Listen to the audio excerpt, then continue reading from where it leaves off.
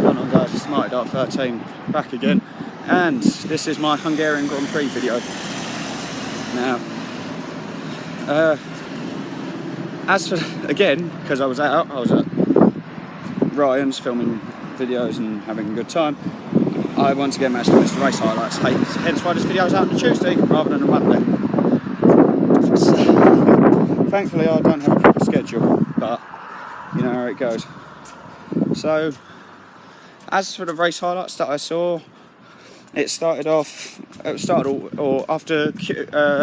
free practice 3, Felipe Massa pulled out the race weekend for Williams because he wasn't feeling well, he's got a virus or something. Before I carry on, I'd just like to wish Felipe all the best, and obviously F1's on the summer break now, so we'll have the old Belgian Grand Prix on the way on after 4 weeks off. We'll have the Belgian Grand Prix, but yeah, as it stands though, it's quite shocking. Like, it was quite a surprise, sorry, not a shock, because Paul di Resta, who is coincidentally Williams' reserve driver, was brought back in for his first race since, I think it was Brazil 2013, if I remember rightly, for Force India. And like, as for qualifying, he was 9/10 off of, no, 9 or 7, somewhere between 7 and 9/10 off Lance Stroll anyway. Keep in mind, Stroll's been in the car for the entirety of the season, whereas di Resta was up to avoid a tree, whereas di Resta's been in the car for, well, qualifying. He did about 8 laps. Sadly, his race ended in retirement, but stunning drive from the Scottish bloke. He did really well, and it was nice to see him back in the car. But yeah, as for the race result, you had a Ferrari 1-2, Sebastian Vettel, followed by Kimi Raikkonen, and then you had the 2 Mercs 3rd and 4th, Bottas in front of Hamilton. And one of the major talking points of this race was that Mercedes said to Bottas, let Lewis pass, and we'll give the position back to you. Hello, doggies. Give the position back if Lewis can't overtake the Ferraris, which went well. Lewis kept his side of the bargain and moved over to allow Valtteri back through on the final corner, which has caused a few people to be confused, because obviously Hamilton's in a championship fight with Vettel, and okay, in Ferrari's case Raikkonen isn't up there. He's not had the best season, excuse me, but what you got to look at is that Hamilton's given up a lot of points to Vettel. I mean, I think he's something like 14 points behind him or something like that. But what you've got to look at is that Bottas and Hamilton have both, they're okay with each other. You know, they very much pulled over and let them, you know, it was very admirable.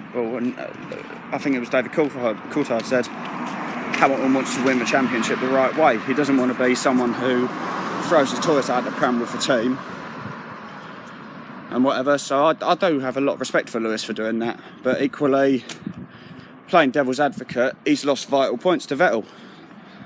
But of course, there is also a statistic that the driver who's won the Hungarian Grand Prix has never gone on to win the championship. So it could be very much that after a summer break, Hamilton could be rejuvenated. But we'll have to wait and see. Oops. As for, obviously the first race start, no massive incident. But of course, on the second corner, you had a crash between the 2 Red Bulls, in which Verstappen blocked and went into the side of Daniel Ricciardo. And Ricciardo wasn't very happy, obviously. But the 2 teammates, Verstappen went on to finish the race in 5th, I think. But obviously, Ricciardo wasn't very happy at the time and sort of said he was I'm not afraid to swear, but he said he was a fucking sore loser. But obviously it was bleeped out, but it's pretty obvious what he said, you know. So it's very much, is there perhaps potentially going to be a rift forming in Red Bull the thing is Verstappen's not had the best luck this year. He's been taken out of a lot of races, which is a big shame, because obviously he's one of my favourite drivers. He's a good, solid young driver who's, in my eyes, going to be a future world champion. But you look at it and sort of say, what more can you kind of do, you know? He sort of, I don't know, he said that, and then obviously it's all been sorted. They've apologised to each other, or rather Verstappen's apologised to Ricciardo, and it's all been sorted.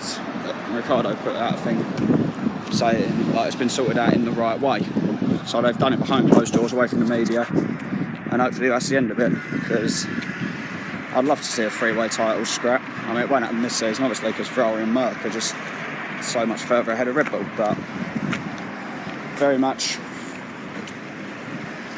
I don't know, it's a strange one really, because it's very, you can't really say, oh, you know, Verstappen was in the wrong, or, you know, Verstappen's done this, that and the other, and the Max Verstappen fans will no doubt be sitting there like, oh, well, no, Ricciardo was at fault, he should have got out of the way, this, that and the other, and Verstappen had locked up.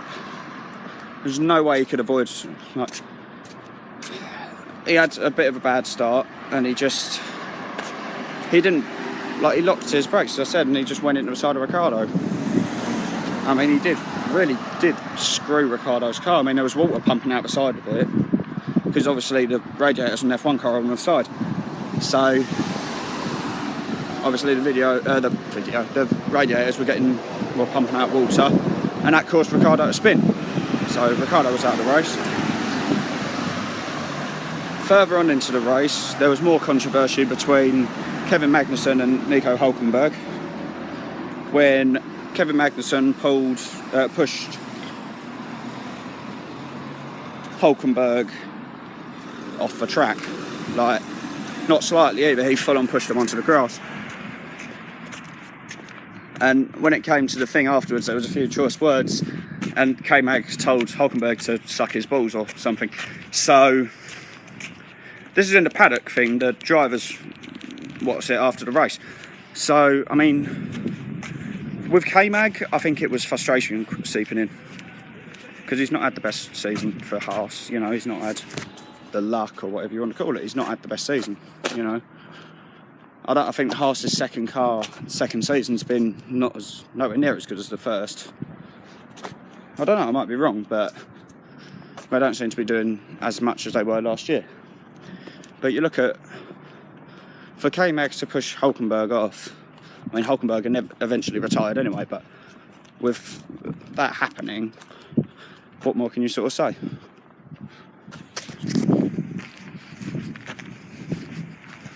So, but, you know,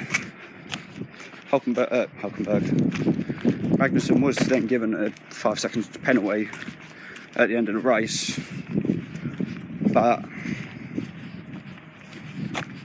as for everything else, like, I personally, it's going to be weird, to be fair. It was a bit of a stupid move, but yeah. But I think, on a slightly more positive note, Fernando Alonso got the fastest lap of the race in a McLaren. And it just goes to show the chassis on the McLaren is fantastic. What's letting them down is the Honda engine. I mean, McLaren got a double points finish at Hungary, so it's a fantastic result, but it still just shows that, in my eyes, they've got to get rid of Honda. And the thing is with Sauber's new chief person, they've actually knocked the Honda deal on the head. Sauber will not be using Honda engines for next season. It will be Ferrari. And they get, instead of getting this year's engine for next year's car, they get them a 2018 spec engine. So Sauber could be a bit of a force to be reckoned with next season, which, to be fair, will be amazing. Because, I mean, you look at where Sauber were a few years back, like up there challenging, obviously like third place with, like, you know, when I had the likes of Sergio Perez and Kamui Kobayashi. Like, it was fantastic driving, but it'd be nice to see Sauber back up there. But stepping away from that, obviously now we're in the 4-week break. There is now testing going on at Hungary. Excuse the wind noise, I'm just walking down next to my local park. Like, yes, there's pre-school testing, and one of the big things, and there's a lot of pressure on Julian Palmer, is that Robert Kubica, who obviously, for those of you who've been watching F1 for a few years, 2008 was an amazing driver, save in 2009. He was a really solid driver and was tipped by many to be a world champion, but he had a horrific rallying accident in 2011 and that basically ended his career. But, well, that's what many people thought, myself included. But he's tested, I think it might have been 2011, 2010,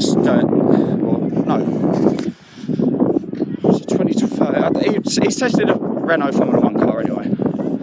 Beat around the bush, he's tested a Renault car. But obviously he did well, but obviously not it wasn't the 2017 spec, which bigger tyres, bigger everything, you know what I mean?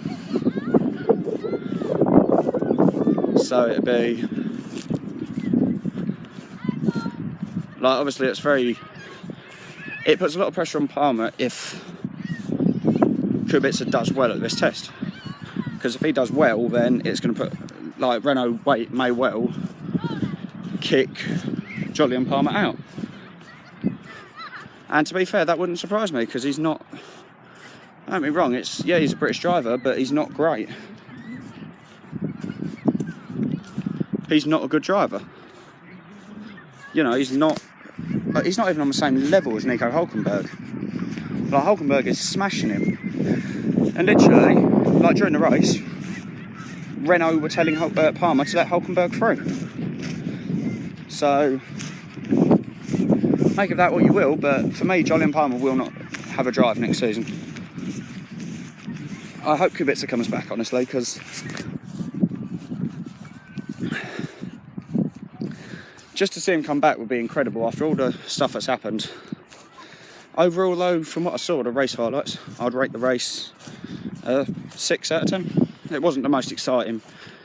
It was, I think, what would be called your average 2017 race. Like, you know, it wasn't on the same levels as like Baku or even the British Grand Prix to an extent. But yeah, as for my next prediction around Spa, obviously a lot of OP slipstream over there. You know, a lot of hard racing. What a header. You know, a lot of good. You know, you've got, it's one of the jewels on the F1 calendar. My top 3. I'm going to go, I think the Mercs will come back. I'm going to go Hamilton. I'm going to go Hamilton, then Bottas. And then I'm going to go Sebastian Vettel.